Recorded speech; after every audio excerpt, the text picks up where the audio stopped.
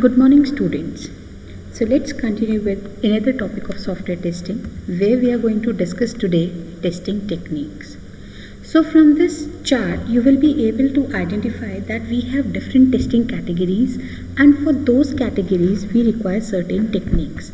So as of now we will be discussing about dynamic testing techniques using black box testing, and the methods or the techniques which are applicable for black box testing is boundary value analysis, equivalence class partitioning, state table based testing, decision table based testing, cause effect graphing, and error guessing.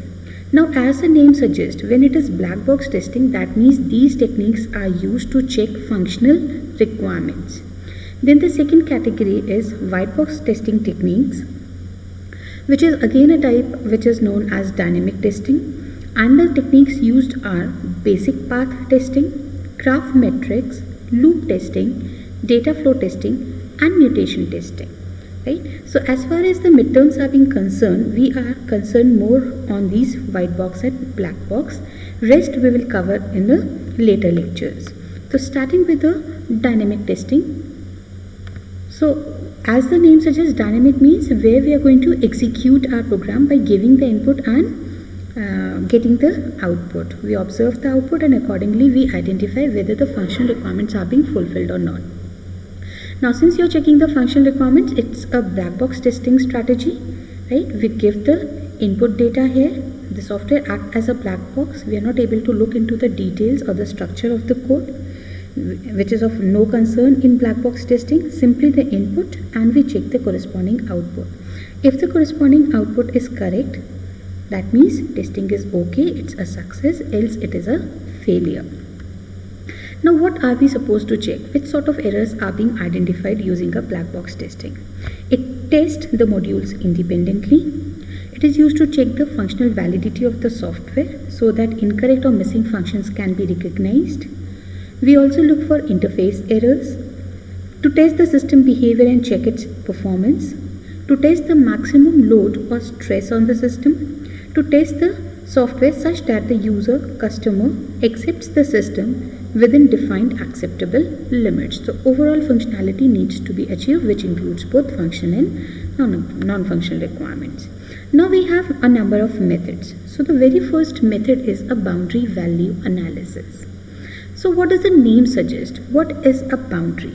Let's assume with the help of this example, we have two variables A and B, and the boundary value for A given is the minimum value is 10 and maximum value is 255. While for B, the minimum value is 10 and maximum value is 100. So we are supposed to perform testing for this given two variables.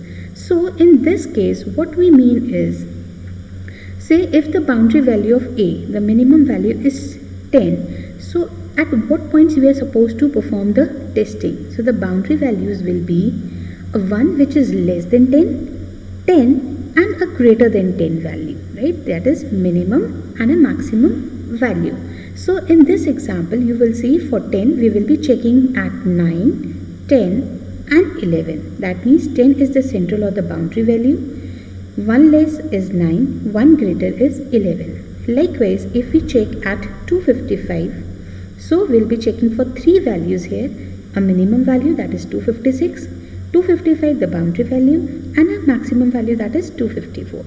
Similarly for B, we need to check at 10 and 100. So we'll be checking at 9, 10 and 11 and 99, 100 and 11. So since why actually we are testing at boundaries? Because there is a maximum possibility of errors at the boundaries, right? So there is a probability that if you go on proper testing at the boundaries, there is maximum possibility of identifying the errors. So this is what is boundary value analysis. Now for this boundary value analysis, we have three methods.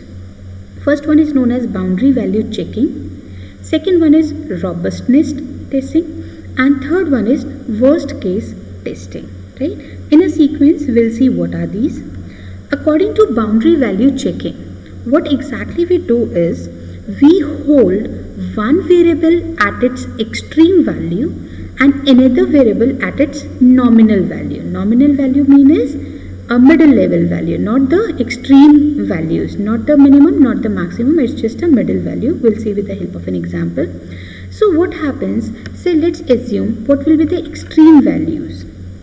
Extreme value will be a minimum value, a value just above the minimum value, that is min plus, a maximum value, and a value below than the maximum value, that is max minus. So we are checking at the boundary. We are not going beyond the boundaries in this case. Boundary value checking says you have to check at the boundary and one less than the boundary, right? Or one more depending, like if it is min, so we'll check min plus, not min minus, right? While if it is a maximum, then one less than that, so that it is inside the boundary only. Now the total number of test cases, the generic expression is 4n plus 1. So if n is 2, so how many test cases will be there? 4 to the 8 plus 1, 9 test cases will be designed if it is a 2 variable. If it is a 3 variable, then we'll have 4 3 12 plus 1, that is 13 test cases. So likewise we need to calculate this way, right? So see from this figure also, example is given. We have a and b, these are the boundaries for the variable a, while for b variable we have c and d as a boundary.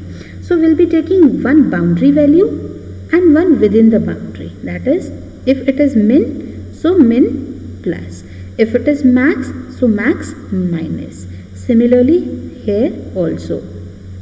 So we said that the test case will consider, or it will consist of two values, one variable at its extreme value, either of these values, and another value will always remain the nominal value. Now see from here, if I take a as nominal, right? So since we have four distinct extreme values, so we'll have b min in the first, a nominal and b min. Second in will be a nominal and b min plus, a nominal, b max, a nominal, b max minus, right? So just see four distinct b values while a is kept at nominal. While in another 4 you will see b is at nominal and a varies, that is extreme values will be taken for a. And the ninth case when we can take both the nominal values. So this is how the test cases are being designed using boundary value checking. Then what is robustness testing? Robustness testing will go beyond the boundaries. That is boundary value checking, those test cases will be there. Apart from that, we'll have two more criterias where we'll have max plus, that is outside the boundary, min minus, again it is less than the boundary. So we'll include these two cases also. So according to this, the number of test cases which are the expression used to calculate the test cases is 6n plus 1 now, right? So if it is a 2 variable, we'll have 13 test cases.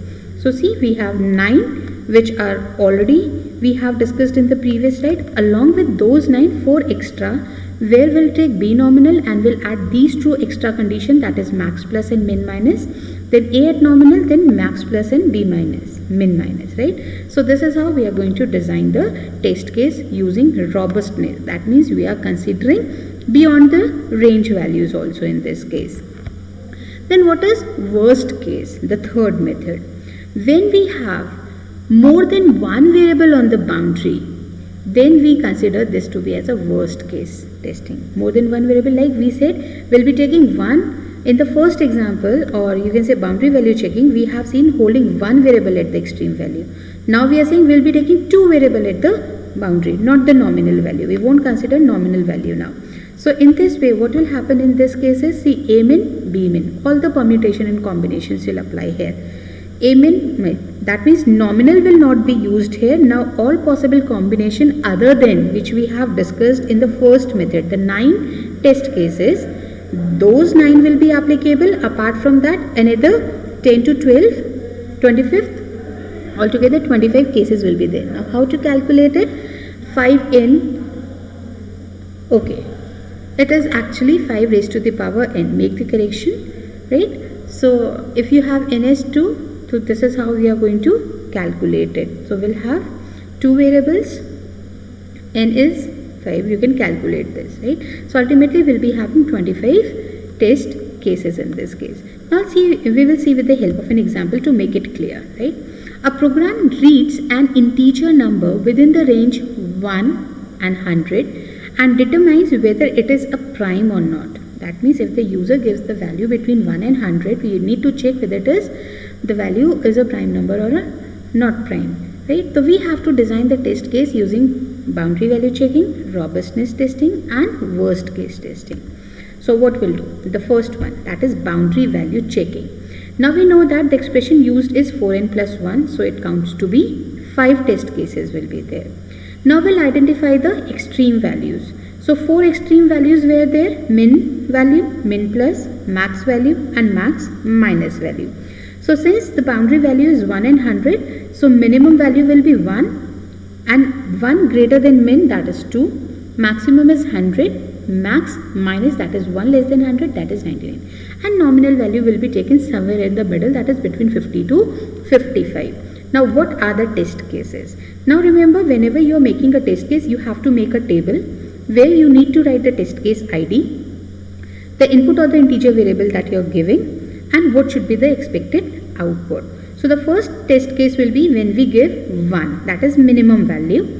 So the expected output should be not a prime number. If it is 2, prime number, 100 not prime, 99 not prime, but if it is 53, it will be that is nominal 1. So for each of this, you are supposed to design test cases, right? And the expected output should be given. So this is how we prepare the test cases. So see, we will get 5 test cases, which is represented with the help of the expression 4n plus 1. Then we identified the minimum and the maximum values, and for each we have designed a test case here. Second one, robustness testing. So we'll add 2 extra criteria now. We'll take min minus and we'll take max plus, other than the previous ones, and a nominal value. Now 6n plus 1, that is total number of 7 test cases. So for each of these you will design the test case and you will get the output. So if you are taking 0, that is min minus, so invalid input, it's beyond the range. And if it is 101, that is greater than range, so it will not say it's not prime, it will say it's an invalid input. That means you need to check for both invalid and valid criterias. Then worst case testing. So if it is, since there is one variable, it is 5 raised to the power n actually. So 5 raised to the power 1 equals to 5. Therefore, we'll be having 5 test cases, which is equivalent to first method, that is boundary value checking, right? If it is one variable. If we have multiple variables, then in that case it will vary. We'll see second example, which is of 2 variables, right? So a program computes a raised to the power b when a lies in the range 1 and 10, while b lies in the range 1 and 5. So we are supposed to design the test case using boundary value checking, robust testing and worst case testing, right? So now see, we have 2 variables, right? So what is the difference? Quickly we will see. According to BVC, boundary value checking, the number of test cases will be 4n plus 1, that is 9, right? So you will identify min, min plus, max, max minus nominal value for both of the variables. You will make this table, and now the test case will be take one minimum value, take minimum value of this, right? Expected output kya hoga? According to the expression, that is a raised to the power b. If 1 raised to the power 3 will be 1. Then if you are taking 2 and 3, 2 raised to the power 3 will be 8. So this is the expected output. So as per these criteria, you will check all possible combinations and you will design this table, right? These are the test cases, 9 test cases which are being identified, right? Now coming up to robust testing. So in robust testing, since it is 2 variable, once you calculate 6n plus 1, it comes out to be 13, and we have 2 extra, one that is min minus and max plus we have taken here. Accordingly, now you can design these test cases. So whenever it is beyond the range, you will give invalid inputs. You can go through it one by one, you can understand it easily. Then according to worst case, now it is 5 raised to the power n, so it comes out to be 25, right? So we'll be taking all these a and b, all the values are being taken here, right? So it will have all the, you can say, test cases which were present in boundary value checking. That is the first method along with this extra ones, right? So all the possible combinations, and you can calculate a raised to the power b, and that will be your expected output. So this is what boundary value checking is. Thank you for today.